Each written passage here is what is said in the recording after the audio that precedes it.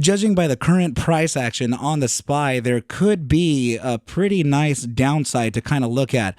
But hold on, because I believe that we can actually find a good entry point for some puts or something, right? Not financial advice. So let's go ahead and get this started now.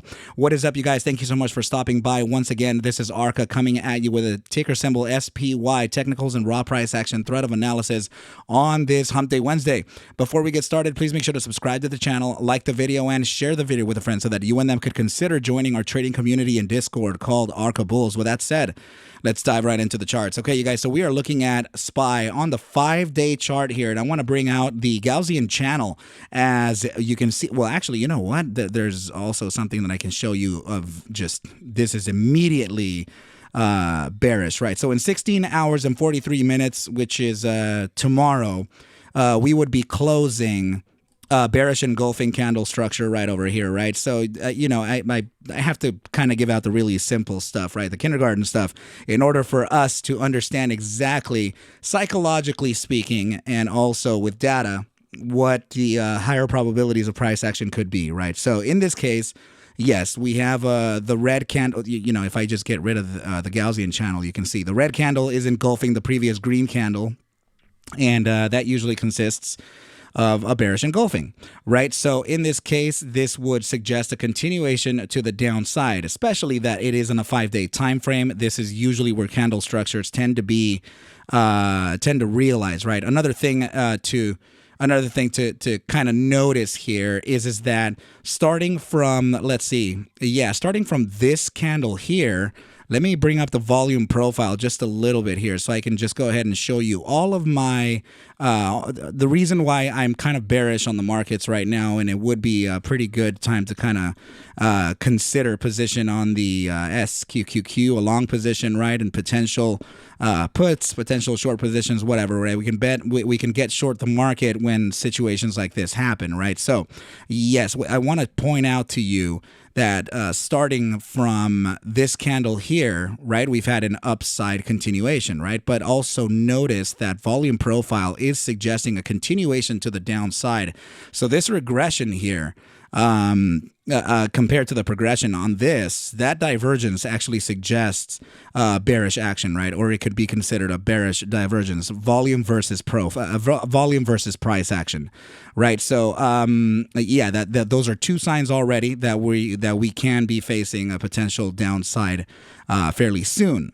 Right. So, and it's also the second 5-day candle attempting to break out of this resistance zone here, and we just can't. Right. So these are two validators, very strong validators of a resistance before a continuation to the downside.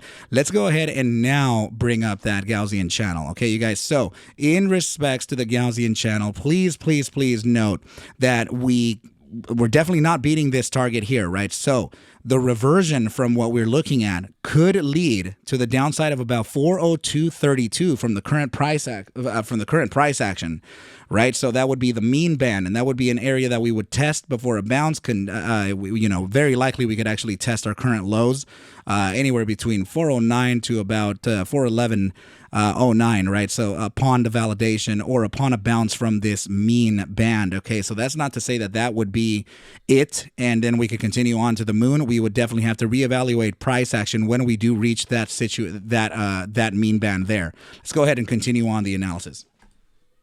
Okay, so now bringing up my algorithm here. This is the ARC reversion variant. I can clearly see that we do have a short-term upside. I am getting also a long signal down here on the last 8-hour candle. Wow, pardon me. And that price action is actually still suggesting for us to come up to the area of about 414.52 where the mean is. And this would be the resistance touch and validation of a resistance before a continuation to the downside. And this is actually suggesting a bottom side of about 407.91. But I'm sure that if we actually look at the upper time frames, then we could actually get some other targets in there. No, I mean 407 or 408 is seems to be kind of that zone, right? So, and in fact, on the daily time frame, we are already testing that mean band as as actually that resistance before a continuation to the way down, right? So that's essentially what I'm kind of looking at now. In reference to the RSI, please notice that it is the immediate short-term time frame, 30-minute, is suggesting that upside that I talked about, right? So we have an upside in that immediate short term. We have a little bit of consolidation / downside on the bi-hourly time frame, which is suggesting which is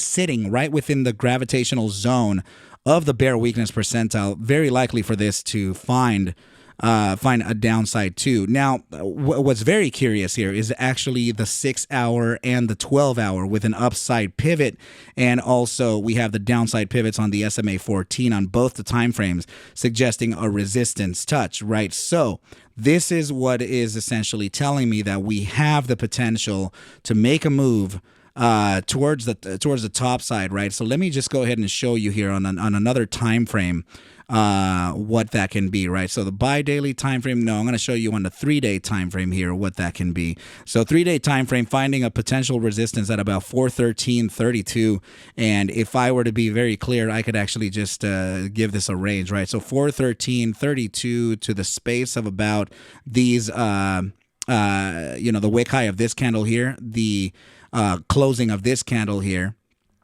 and that would give us the space between 413.32 and 415.96 before a pullback and a continuation to the way down. Potential, I don't think the 3-day would actually lead us all the way to 395, but my targets for the 5-day are essentially the ones that I'm kind of looking at first, right? You guys, just please know that we there is downside to look at, right? We still have some pretty interesting things happening within the FOMC and all that stuff, okay? Just keep an eye on your broader market activity as well, and that'll likely give you the clue as to where we can go, okay? What's good is that the 5-day RSI is suggesting a limited downside, right? So upon facing that limited downside, guys, then, we could evaluate what that support line can be from that 406, 407 area. We can see if we can capitulate further or not, but let's just get there first and see if we can do that, right? So even this right here suggesting a top side of 413.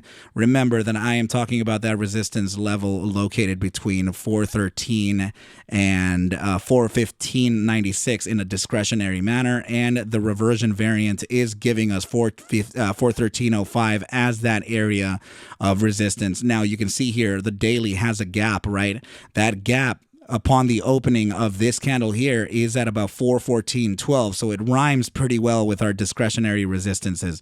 Okay, you guys, but please remember first and foremost that I am not a financial advisor. Take whatever I do show and iterate within these videos as just a form of entertainment, as I cannot suggest for you to buy, sell, or hold any assets whatsoever. I need you to do your own due diligence and everything will be cool, okay, you guys? But with that said, I wish you well, a very, very good night, and I will catch you at the bell mañana. Adios.